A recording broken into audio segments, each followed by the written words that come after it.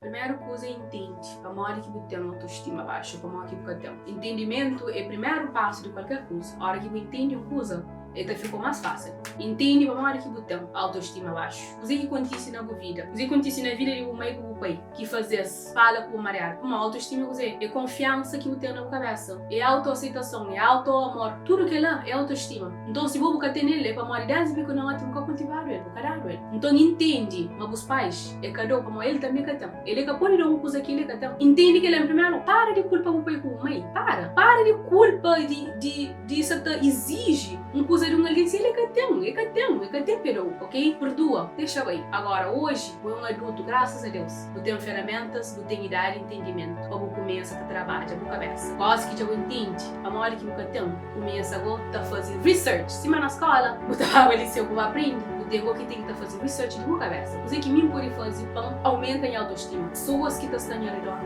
para ajudar com a autoestima.